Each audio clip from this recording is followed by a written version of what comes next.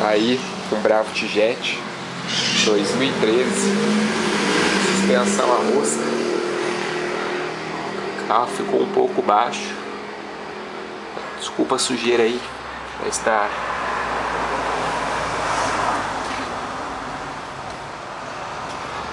A traseira ficou bem baixa, mais 17. Ela ficou bem alinhado.